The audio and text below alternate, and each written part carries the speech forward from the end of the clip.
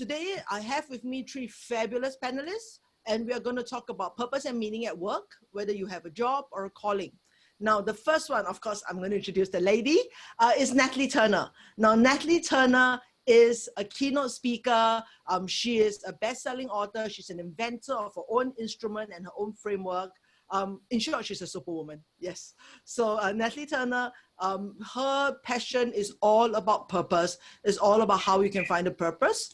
And after I heard her speak at this year's Asia Professional Speakers Convention, I was like, got to get her in as a panelist. Yes. So the second one is Jayan Warrier, who is our Jayan Warrior. Yes. Yes. But consistently Jayan Warrior. He's one of the founding fathers of positive psychology in Singapore. He's an organizational psychologist, an executive coach, a speaker, and he's totally everything about the positive. So if you ever meet him in real life, you will only see the positive bits about you and he will only talk nice things about you. Yes. And finally, Rendy Tan is my medication guru. He's a yogi. Yes, the Chinese guy is the yogi, not the Indian guy. The Chinese guy is the yogi. Yes. So he's a yogi. He's a meditation guru. He's invented a system called synchronicity flow. Now, if you have no idea what synchronicity is, I'll let Rendy talk a little bit more about it. But it's literally when you are doing your purpose in life, the universe helps you out and you get synchronicity. So Rendy has developed a system for getting into the flow of that. So what are we talking about today? Quite simply, we are talking about job or calling. How can you find your purpose and meaning in work? And so the first person I'll call on, of course, is ladies first. So Natalie, would you like to take it away? Sure. Well, I think an interesting place to start is what are we talking about when we say the word purpose? So often I think we have in our head that purpose is something that we do. You know, it's the outcome, if you like, and you know, and in many ways it is. It's not that it's not that, but I like to think of purpose as something about who we are, who we fundamentally are, as in what our being is, what our essence is, and then what we do is a manifestation of that essence. So, for example, I think that my purpose is to radiate joy, and that when I'm out in the world doing my stuff, that ultimately I'm helping to unleash joy. I'm helping to unleash possibility. I'm helping to open up people's thinking. And that might come across in different ways, in different roles, in different jobs, in different, you know, manifestations, if you like, whether it's through writing or speaking. But it's always that. It's that essence of who I am that comes alive in different ways. So that's how I like to see it. Purpose is something about who we are, and it also is something about what we do, and ultimately why we do it. Okay. Thank you very much, Natalie. Jayan? All right. Thank you, Serene. And then very nice to be with Natalie and Rendy and all of you who is participating. So it's a great place to be, mainly because the quest for purpose itself is very rewarding. So for me, purpose is a living question. It's a quest that's ongoing, and it might go on for a long time until that question stops to appear that what is my purpose. Until that time, this continues. And like Natalie said, it could turn out to be an inward turned search.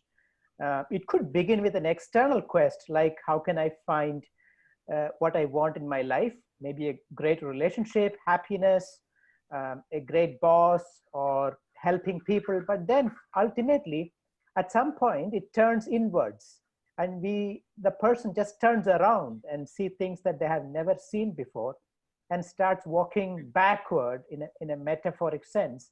And that might be a whole new thing for people to discover. So for me, the searching or looking for purpose is a journey that unfolds. And once you take the first step, you will be guided all along the way. But I think that's quite a different sort of viewpoint, because for Natalie, it is who she is. And for you is what you are searching for. So it then becomes something almost, you know, kind of external to you, where you have to go and look for it. Because like, if it's who I am, then I mean, I guess, okay, it's quite popular nowadays to say I'm searching for myself, but you know, if it's who I am as a purpose, or whether it's something that I find as a purpose. Yeah. What do you think? I mean, sorry, you want to add something else, Jayan? Yes, yes, yes. I will just add on to that point, and then we can discuss more. It could turn out to be a solution for a problem that I'm facing right now, because I'm not happy at work. I don't have enough money. And so I believe that I'm not living my purpose. So I start searching for a purpose in the outside world as a solution for a problem that I'm facing. If something that is missing in my life, I'm trying to find it. So that could be a going out journey. And then at some point we recognize that actually there is nothing missing. Everything is fine, you know. And then one could turn around and start walking back. So for different people, this journey could begin at different places, and it's very unique to each individual. Can I just add something as well, Serene? Before we go on? Sure, go ahead. Yeah.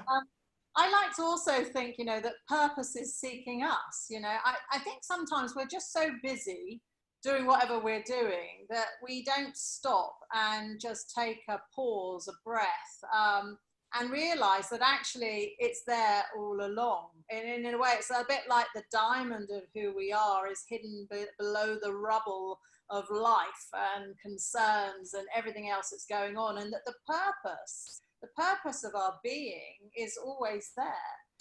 And actually it's always talking to us in some ways as well, and calling us in different ways, but we don't hear it and we don't see it because we're just too busy doing other things or not taking notice of it. Okay. So, I mean, do you want to add anything, Rendy? I mean, which camp are you in? Like, you know, we are born with the purpose and then we just have to, like, you know, get rid of all the rubble, or we have to go out and search for it, and it's a long, arduous quest. What do you think? For me, yeah, that's a good question. For me, it's actually more of an experience, right? Where we talk about synchronicity flow is an experience where you experience flow. So to me, if you are experiencing flow in synchronicity, that's where you are in your purpose. So I would say that, you know, it's a combination of both, because it's a sense of being, right? Where you have, I believe that we kind of born with a purpose, right? And we are actually here to kind of understand, you know, who we really are and what is our work. So yeah, it's both being and also a journey by itself. But do you believe, I mean, does any of you think that there could be people with no purpose? Because just this past week, I was co-coaching with another coach, and she told me she has no purpose in life, but she's perfectly happy. I mean, what do you think about that? No purpose in life. Can I start? Yeah, sure, go ahead. I feel that that's perfectly fine. I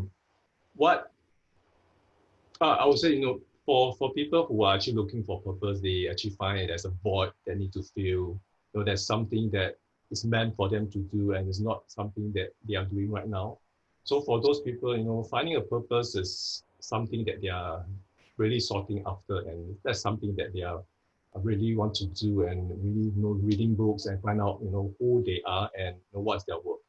For those who are kind of in their zone and know what they want, and yeah, they might not have a purpose, but you might be surprised that they kind of know it, but they don't really say it. Yeah, that's my point of view. Okay, all right. Yeah, How about you? Yeah, can I add something? Yeah. On that? A few months ago, I had some purpose coaching. I mean, it's interesting, this whole subject of purpose is growing, isn't it, right now in the world? Yes. I was in a conference last week, an HR conference, actually, I was speaking at. And I think every speaker was speaking about purpose in some way, you know. But Wow. anyway, it was interesting. A few months ago, I had some purpose coaching with a very good friend of mine, and also who is a trained purpose coach, Monica Steinmore. And she said something quite interesting. She said, your purpose doesn't really care what you do.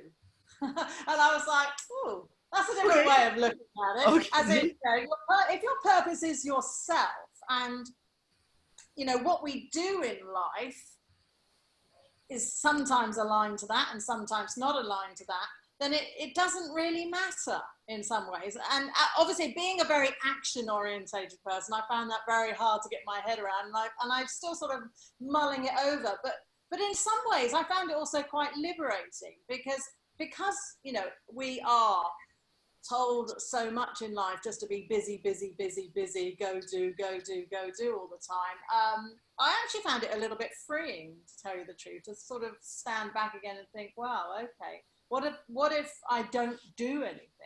Of course I am going to do something, and I do encourage people to do things in their lives, but it was just a different take on it, a different way of seeing it. But I mean, just now you mentioned that your purpose is to bring joy, right? I mean, if you want to radiate joy, you kind of have to do something, right? I mean, at least, at the very least, you have to be joyful, right? I mean, but maybe you are, though. Maybe you are. Maybe, you know, your purpose is what you are when you walk in a room. You know, your purpose is your, you know, the way your demeanor is. You know, those sorts of things, rather than my purpose is to, you know, be a keynote speaker in the world. You know, that's just a manifestation. That's just a channel. That's a channel for whatever it is my purpose is. You know, it's so maybe this is a lot of it is semantics, but I think Tim Kelly's book, I don't know if you've read it, or I would encourage you to read it. It's called True Purpose. And he breaks it down into different areas. He says, purpose is essence. Mm-hmm. Then it is blessing. And then it's mission. And then it's message. So you've got these different layers of purpose at work. So I might say, you know, my purpose is to radiate joy, and my blessing is to inspire courageous action. And then my message, my mission is, you know, to go out and help people have purpose-driven innovation in the world. And I do that, you know, in terms of my my message. Oh no! Is she?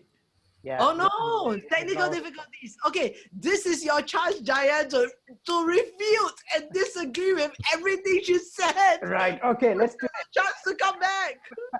Yes. So what do you think about this no purpose, or don't do anything about your purpose? Yes, the key question, exactly like you said, Serene, is that if you're happy the way you are, and you are not concerned about a future that may or may not happen, then why do you pursue a purpose for a future happiness? If you're so pleasantly happy in the present moment that you have no time even to think about the next moment, who cares about the purpose? So yes, if you can live without purpose and be happy and be so content in the present moment, then don't give a damn for the purpose. Even though the greatest teachers of the world talks about the purpose, just ignore it completely. But so it's fine if I live a purposeless life and just, like, you know, meander through my life as long as I'm happy. So what if I'm a hedonist?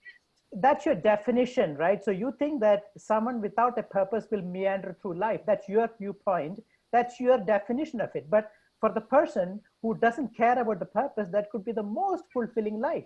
Let the world think whatever they want to think, but I'm fully present and happy with what is. Why would I bother about purpose? So there are people who live a life like that, and that could be a place one might get to.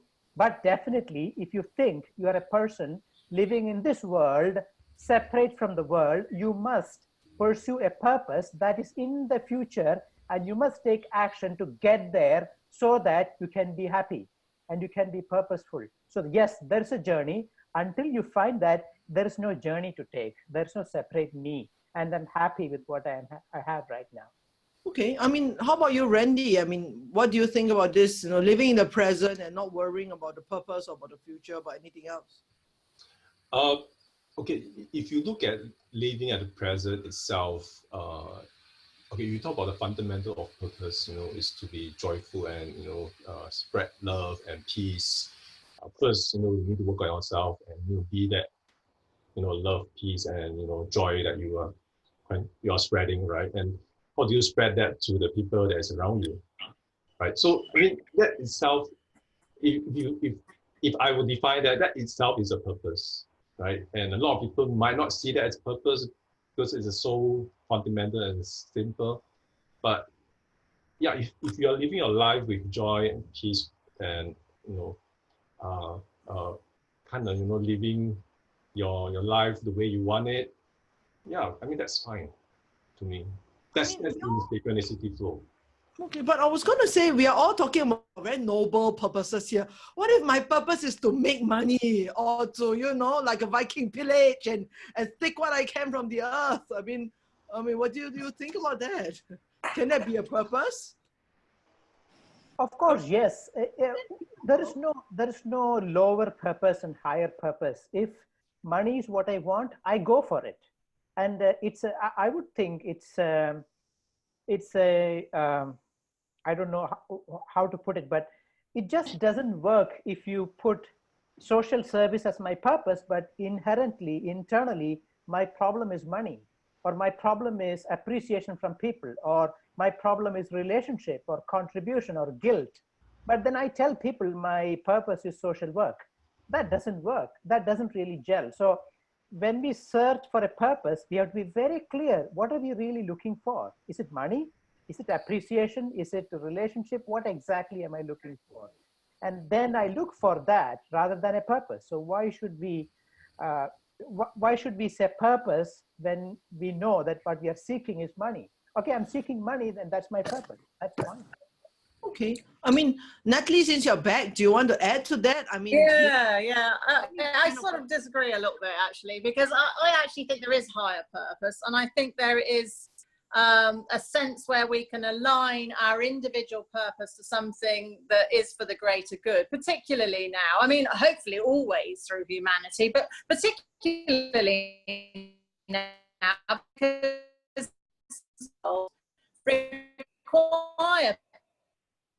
require think about how they're utilizing their skills and their talents and their thinking and everything else to do stuff that's actually good for the world, not just for their own individual happiness.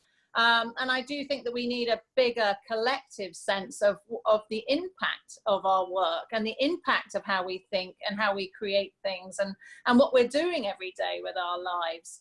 And so I actually think it is important. I mean, it doesn't mean to say that that person doesn't have a purpose. It's just not maybe, a great purpose. I mean, it's still a purpose in terms of what they might be doing. But I do think we really do need to be examining ourselves and examining our own behavior and what we do. What about you, Rendy? I mean, do you think that we need to have a higher purpose, or is it just any purpose will do? I would say that, it really depends on the awareness of the individual, because if you look at, people who are driven by money, I mean, their awareness is, I need to make this money. And a lot of times when they get there, they have fulfilled their goal and, they will look for something else, So to me, you talk about purpose, you talk about, I would still refer back to awareness, the level of awareness about what they want as part of their purpose, and are they looking for something that is for the long term or it's a short term goal? Because you talk about money, right? It's a goal that eventually you can reach. But let's say you want to change the world. It's like, wow, this is such a big purpose. How do you reach there? You need to actually gather a group of people to do the work. You can't do it yourself. So, like what Natalie mentioned, there's a higher purpose, and I also agree with Jayan that there are people who are looking for something to fulfill their own desires, but yeah, it's a difference in the awareness. And I mean, we've been talking about purpose, but is there a difference between, say, life purpose and work purpose? I mean, is there a difference between my purpose just in my entire life and just meaning and purpose at work? I mean, what do you think? Natalie, you want to start? Well, I think going back to what I was saying earlier, I think that if your purpose is something who you are, then how that then manifests in your life, whether it's just generally, socially, or with your family, it will be different in terms of the manifestation, but the essence of who you are, I think, would be the same. I mean, in terms of your job, that might be different because people change jobs and they do different roles in their life. So I think that the outworking of their purpose and the purpose in work might differ. But there's something interesting. I think if you look over your life, there's a sense where there is a red thread I mean, I see it in my own life when I go. I've had so many different roles, and I've worked in different industries, and I've done very, very different types of jobs. But there's always, when I look back, the red path through life that's repeated over and over again, regardless of the roles I go into. So I always end up working in something to do with innovation. Always. I'm always trailblazing something new. I'm pioneering. I'm speaking. I'm communicating. I'm inspiring people in some way. That's always been my red thread, regardless of the work that I've done. And when I haven't actually done work that involves that, I felt quite miserable. So it's an interesting thing, I think, to look over your life and see what the thread is that runs through it. Okay. How about Jayan? I mean, what do you think? Can we have like different purposes at work and life? I mean, is it the same thing? What do you think? So there is some very interesting research from psychology that says that people who are very young, they just finished their studies and then starting their first job, usually they are in the searching phase. So they start searching for a meaning or purpose through their work. And they get attracted to organizations that do meaningful work, saving the environment, taking care of animals, doing something good for the society. So when they start working with those organizations, they find their work meaningful. Even at this point, they do not know what is their purpose in life, but they enjoy their work. And as they reach middle career, they kind of have a question, what about me? Oh yeah, I like to work in this company, but what about me, myself? What's my purpose and meaning? And then they start going into a deeper search about themselves. And they mature in that search and find a purpose for themselves and look for organizations who align with their purpose, who can feed the purpose that they feel strongly for. And so they may not work for a company who sells tobacco products, guns, and stuff like that. And as they get closer to their kind of retirement, end of career, end of life, they even give up that purpose because they find that, yeah, I kind of have lived my purpose and now I'm ready to let go even that purpose. So people go through stages of looking for purpose and finding their purpose. That's what research is showing. Okay, that's quite interesting. I mean, what do you think, Rendy? I mean, can it be that I have one life purpose and another work purpose, something at odds? Yeah, I think for me, it really depends, you know, that can be true, right? But ultimately, the purpose that actually when you have at work is very different. Is when you say about purpose, it's like how do you fulfill your expectations of the role? So that's very different. As to something that talking about your life purpose, because like a lot of times when we are on this journey, maybe I just share a bit of my story. So I actually joined a IT company for 5 years, and you know I worked my head off, and you know I have bad health, and that's how I come upon yoga and how effective is it into transforming my life, and that's why I'm in the role now into transforming life for others. Yeah, because I went through this transformation myself, and you find that it's very enlightening to have that transformation yourself. And you want to share with others. So would you say that your work purpose actually brought you your life purpose? Because actually it is a change of job, right? You change from an IT person to a yogi, and then that gave you also your life So purpose. you talk about synchronicity. It doesn't happen when you start to realize synchronicity. Synchronicity kind of happens in your life from a very early stage, right? When you are born into this world, and what are the things that has set for your life, and come to a point that you come to a realization and to that this is what you want to do. So it's very Rendy, different from one to another. I was going to say, Rendy, what happens if the job and the life purpose crosses? Like, for example, let's say your purpose is life, to bring a better life, better health to people. But let's say I work for Philip Morris, And for those of you who don't know, Philip Morris is a big cigarette company. And I said, I really like my job, I like the technical parts of it. I like, making up new blends of tobacco. I really like that part, and I find that part to be, in that sense, enjoyable, perhaps meaningful to me on a certain technical level. I mean, what happens then? I mean, have any of you experienced that, or have you thought about, could that actually happen? There is this. Go ahead, Natalie. Yeah, sorry. Natalie, gonna go ahead. Nobody wants to talk now. Okay, so we'll let the lady speak first. Natalie, sorry, it's all breaking up over here. Okay, sorry. So what I said was, what happens if my life and work purpose crosses each other? Say I am really, my life's purpose is to bring a better life to people, but I work at Philip Morris and I enjoy my work at Philip Morris.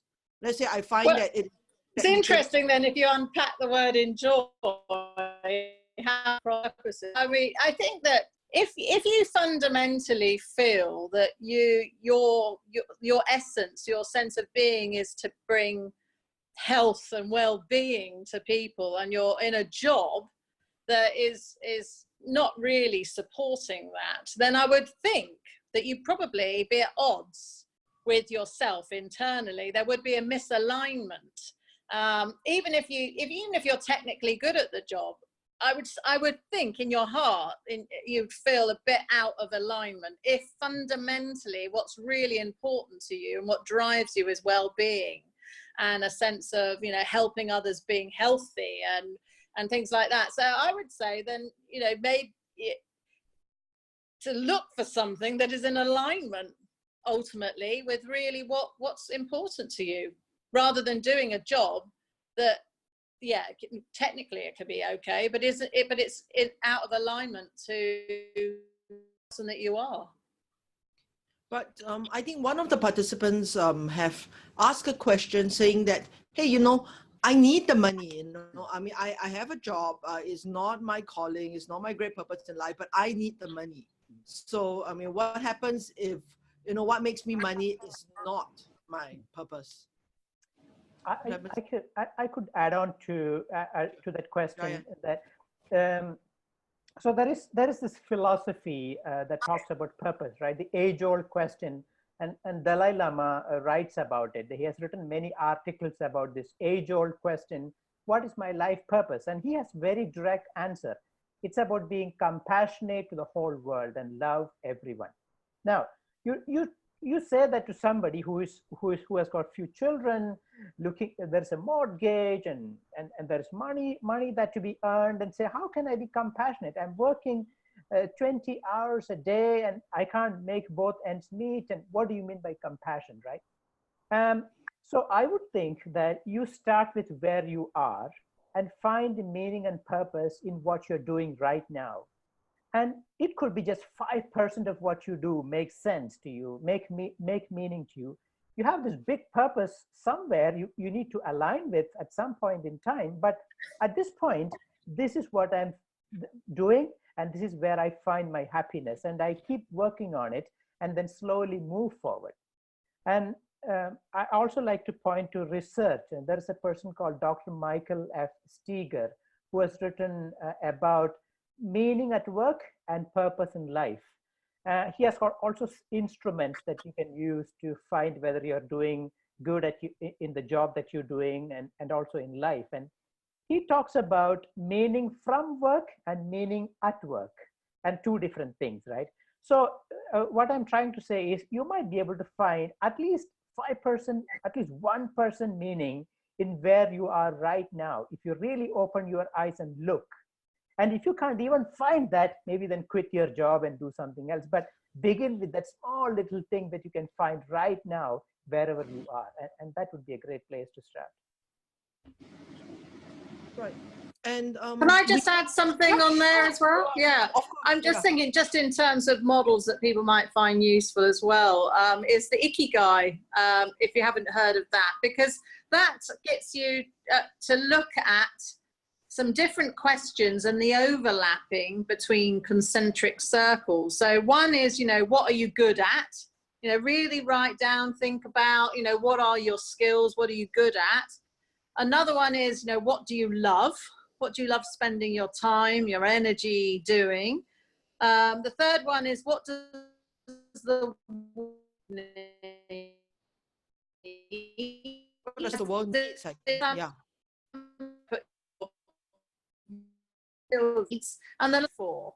So ultimately, we're going to try to make income out of those things that we love and those things that the world needs, and our skills. We need to build really good, strong value propositions, or go for work where we know that we can actually harness our gifts and our skills doing purposeful work that actually pays us.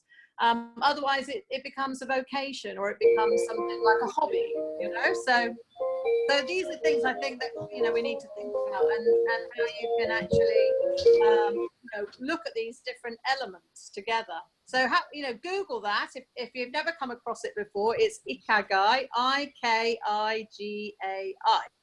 Yes, I'll send it out to all the participants as well. Everybody Okay. that's on the call. Yes. Okay. So yeah. So the four things is this. I mean, like take myself for example. You know, I'm good at public speaking. I love doing it. You know, but the topic that I really want to speak on is educational reform. And you know, as I mentioned to you, the president of the Asia Professional Speakers Association has told me, nobody's going to pay you for it. Yeah, I think the world needs it. We really need it, but nobody's going to pay me for it. So then what happens? I have a kid, I have a mortgage, I have a family. Sorry, I'm sure there is someone that will pay you for it. You just need to identify where the opportunities are and who's interested in that subject. There's tons happening in that space about educational reform in the world right now, in schools, colleges, universities, adult education, corporates. The whole of the educational space is really ripe for innovation. So I would say go for it, but have a look. Do some deep work, investigate what the opportunities might be and what the messages are that you need to speak on in that space. So would you say that maybe the starting point for passion, for my purpose could be my passion? Because actually Prasad was asking what's the difference between you know, passion and purpose. You know, what do you think that would be the starting point? Would you like to say something, Rendy? Yeah. Talking about passion and purpose, definitely the passion needs to come in. If not, you know, you will feel very drained, you know, doing the things that, I mean, that actually comes as a pair. You know, you can't leave out passion and purpose. It's not separate. It's actually one of the same. And I actually have some tips here that I want to share that you can actually, you know, really look into like what you want. For example, you know, create conditions to allow stillness to set in, because a lot of times we are so busy, you know, pursuing what we want, and you know, there's so many things out there. And how do we know, you know, what's suitable for us, right? Because a lot of times, you know, our own intuition is the one that really have, you know, the longing for something, and how do we really listen and trust our intuition, right? And then, I mean, if you want to actually do that, the next thing is, you know, how do you look at the space to do that? You know, where do we operate, and you know, how much time you need to spend on it, you know, to allow the development and the expansion of the awareness. Because a lot of times I talk about awareness, because that is actually very important to let you know that, because that's actually part of something that you need to manifest your future, about, you know, what you want to do, your purpose in life, because there's always that tipping point that you need to cross. And that's something like, you know, if we tell ourselves that we can't do it, you know, what makes the universe want to serve you that way, right? You need to trust, you need to be in the zone to know that, oh, okay, this is what I want and I want it, so please give it to me. So you need to ask for that, right? And next is to let go of, you know, our insecurities, and you know, what make us now is not what going to make us in the future, right? How do we free ourselves out, you know, receive the abundance and possibility of what you're pursuing? Actually, this thing about longing, because I'm also a strengths coach, and one of the ways that they tell you to identify strengths is to find your longing, the one thing that you like crave to do, and you will do if you have to pay for it. So is there actually a difference, what do you think, between your strengths or even your passions and your purpose? What do you think, Jayan? Good. So I have a bit of a disagreement about something that was mentioned before, because Serene, you asked me to disagree. All of us to disagree. Yes, please disagree, all of you. Yes. Disagree as much as you want, please. I would strongly recommend someone to reconsider including money and opportunities in the world in the quest for purpose, because then we are building dependency too early in the quest. So then I become so biased towards economy, market conditions, where I'm living, and so on and so forth, right? So because the moment money comes in, I'm in the rut. I'm with anybody else. So there's a model that takes money out of the equation, and this comes from an author called Tal Ben-Shahar. He has written a book called Happier, and then he has a model. Like Natalie mentioned, there are 3 concentric circles. And the one circle is what gives you positive emotions, what makes you feel good. So for example, Serene, when you stand on the stage and speak, definitely that makes you feel so good. Yes. Your body, your mind, your whole system is pumping with energy. You feel good, right? So that's Yes. one indication. The second circle is what are your strengths? And like Justin, who is typing in the chat, talking about strengths, what are my strengths? What are some things that I came naturally with into this world, which I can do without effort, without a lot of preparation, right? So what are your strengths? And in that, from the point of view, we can do a strengths assessment to find out what are my strengths. So that is the other circle.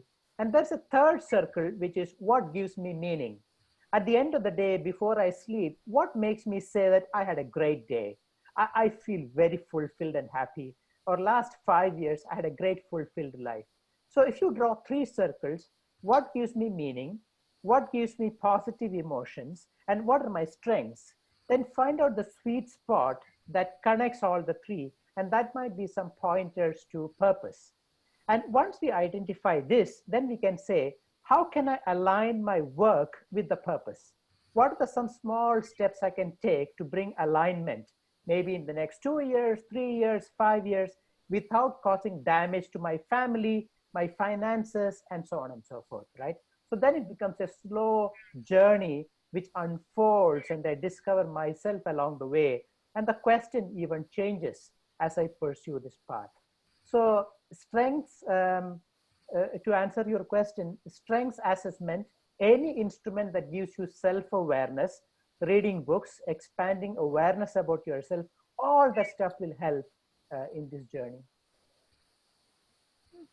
So you feel that we shouldn't look at the money first. I mean, like, go out there, do it, and then worry about the money. So like Natalie says, then look at, which segment is going to pay me for it.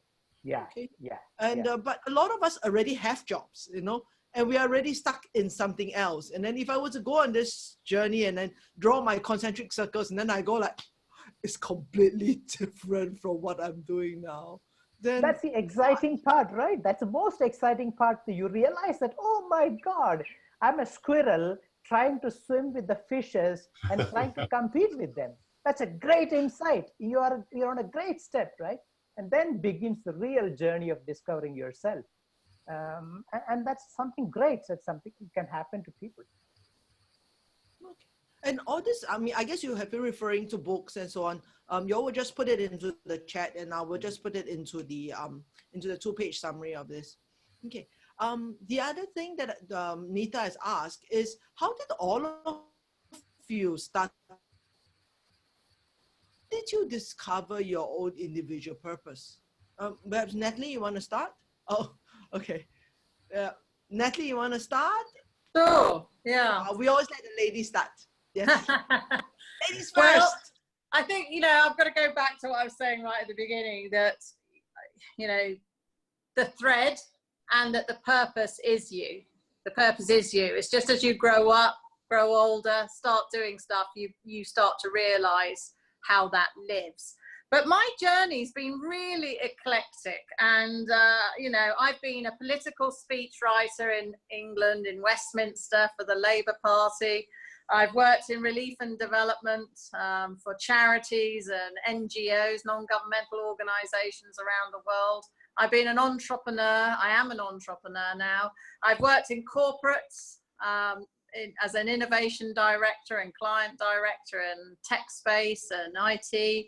Yeah, so I've done lots of different types of roles in my life. But as I said earlier, I think that what is the common purpose of what I do and how that all builds on what I'm doing now, which is around, I've invented a model called the 6 Eyes of Innovation, which has purpose at the center. And it's like, how do you bring to life new innovations, new ideas out into the world that are purpose centered? And so all the things I've done in my life, from, you know, from in communication roles and in sort of psychological roles, innovation and commercial, in business, in marketing, all together, they coalesced at this point in my life, I believe, to really help to enable and to support purpose-driven innovation. And that's what I wrote my book, Yes, You Can Innovate, on as well. You know, how do we practically do this? It's one thing to know your purpose and to have that sense of being, but time is of the essence and we need to be doing stuff. We need to be really focusing on what we're doing. Okay, so how about you? I mean, Jayan, how was your journey like? You discover Okay, great. Yeah, so for me, when I had no Jayan, clue. can you hear my yes. Okay. Yes. I could hear your question, Serene, about how me discovering my purpose. Oh yes.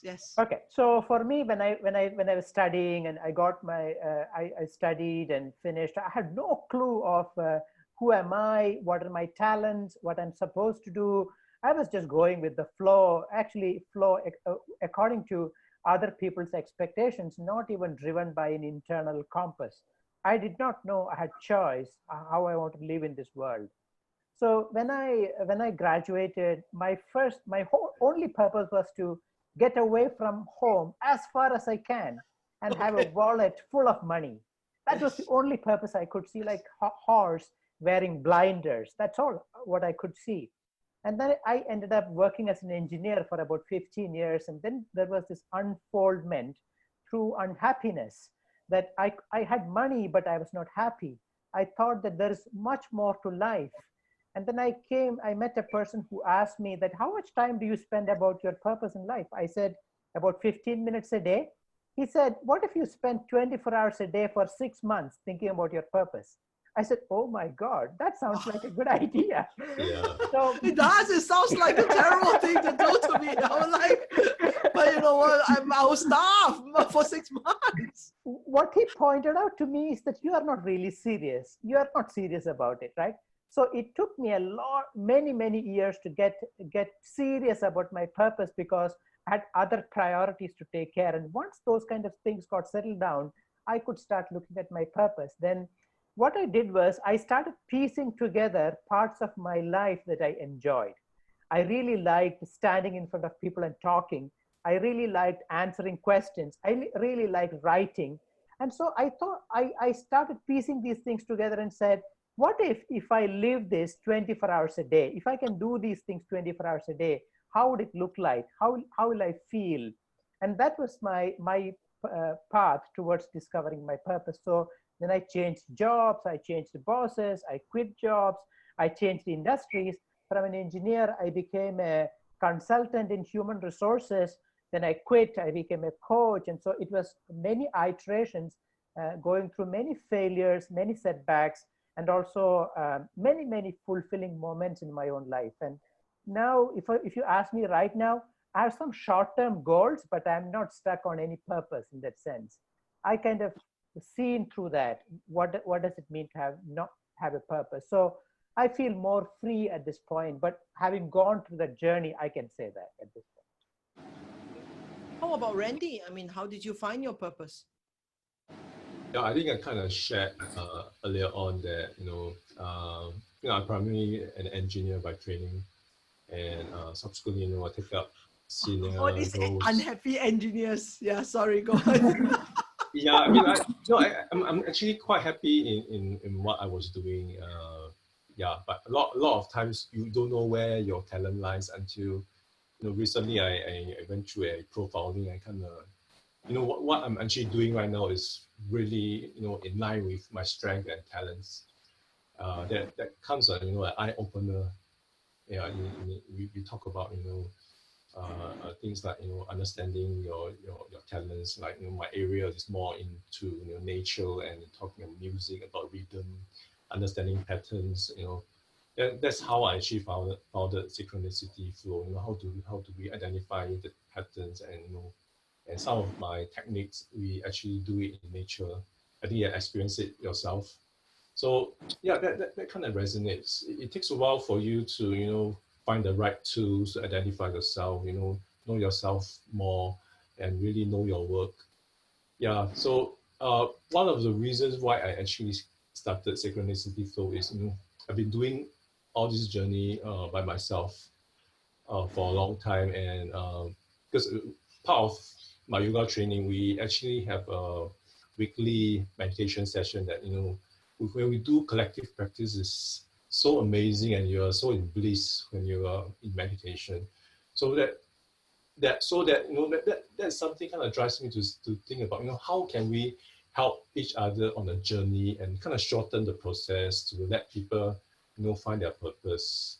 And one of it is I think we have done it ourselves, is dialogue, to really understand our blind spots, so that we step out and look at who we really are, and what is our work really.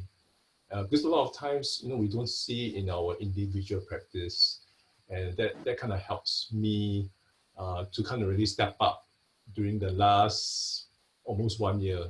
That's where things start to accelerate. And yeah, I also kind of refine it into some simple processes. Can you hear me?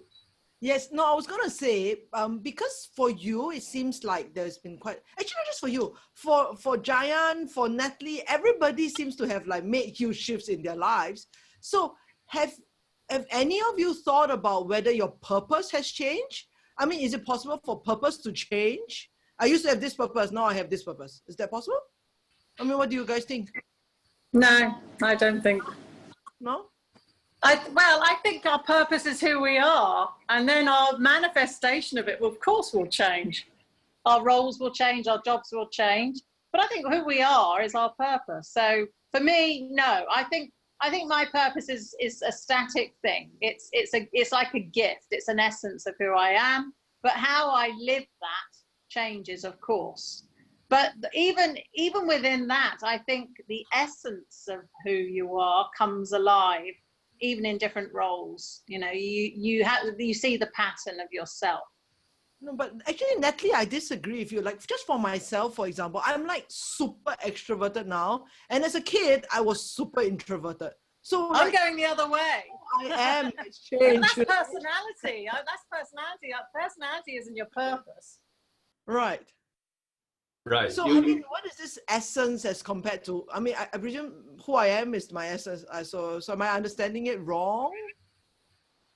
Well, how I understand it, I mean, one really good instrument I find for this, which isn't just really about personality, I think is a lot deeper than that, is the Enneagram. I don't know if you use that. I'm a big active user of it in my work, but also in my own life. And on the Enneagram, each person, or each type, if you like, but there's a lot more complexity to just numbers. But each type has an essence to who they are. And that essence is something that they bring the world, and they will give it in different ways in their life.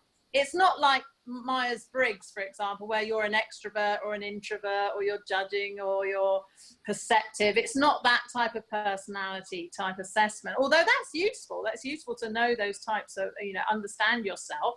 But I think it's more about this sort of kernel, this aspect of who you are, which is the essence. It's like if you walk into a room, what do people see? What do they sense of you?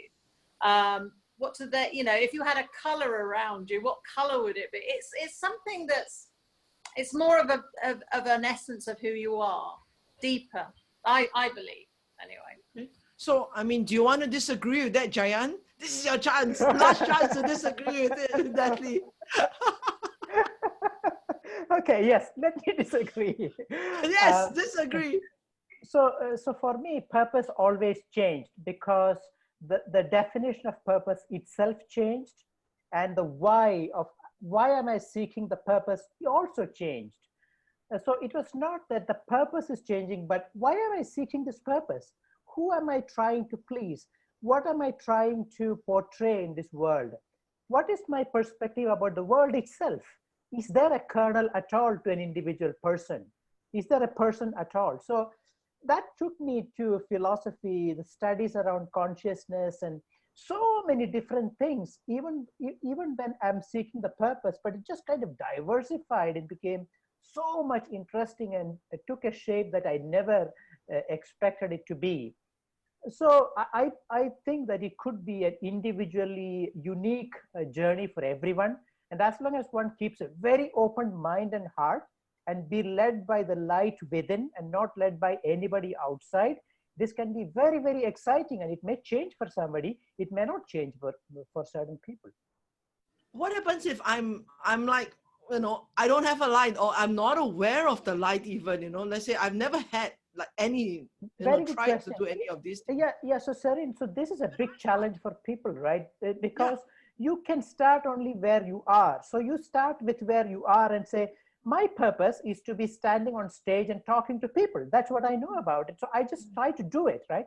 Or I want to discover who am I in terms of my personality. So I do Myers-Briggs and try to figure it out. Or I have big difficulty giving care to my parents who is aging. So now I do that, and through that process, I discover myself and my purpose. So you start where you are with reading books and talking to people and asking around and then experimenting with things, and then something will happen.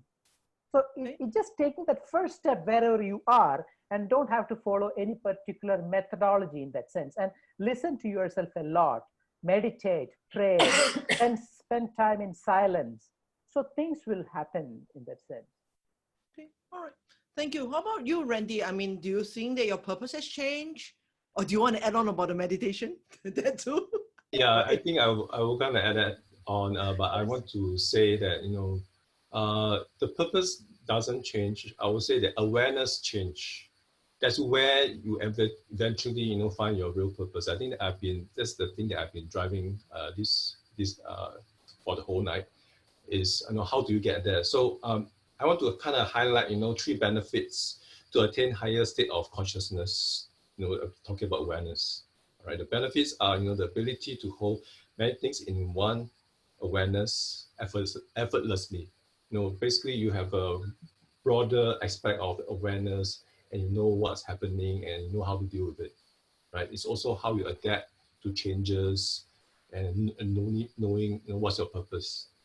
And 2 is, you know, the ability to see things as they are, you know, the subtle differences, you know, for example, let's say you are going to 2 events, you know, which events will kind of, you know, be more towards your purpose, and you might meet the right person at the right time. You know, how do you be able to conceive that?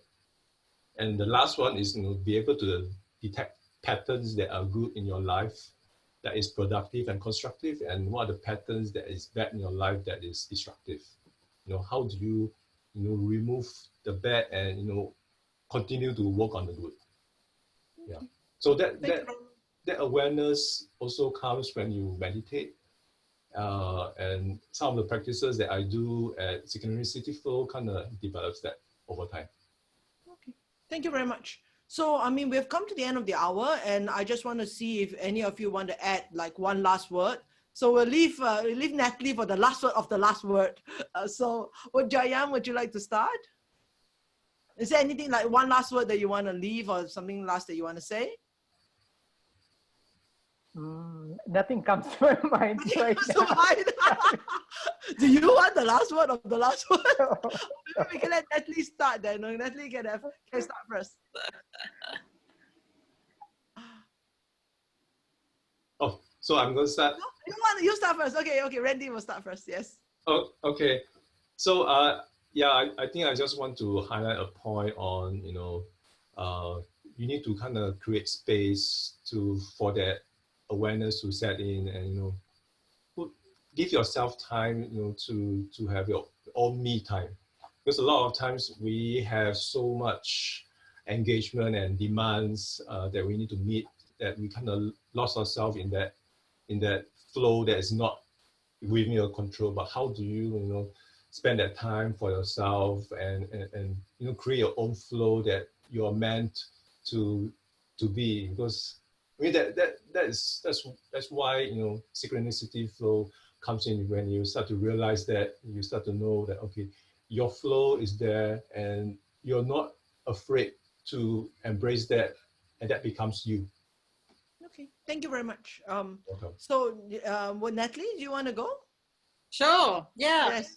I think a couple of things then. Firstly, I think it's important to try to have finalities.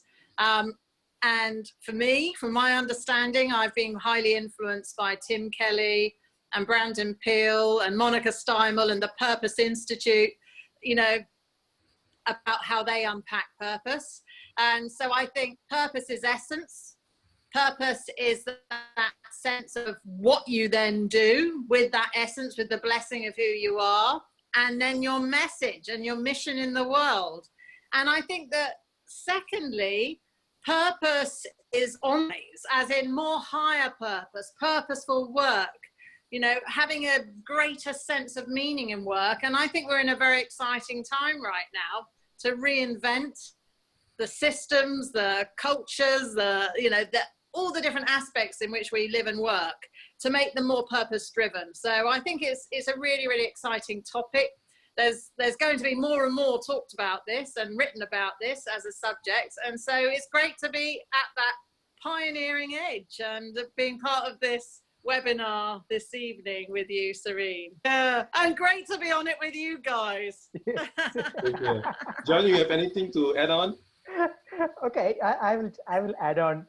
I think that we all have different perspectives. Many things we agree, few things we disagree politely, and we had our own journey in that sense. So I think that there's no one way to discover a purpose, and there could be many different ways, and each one of those paths and tools has its own great benefits, and people would be able to use any of them.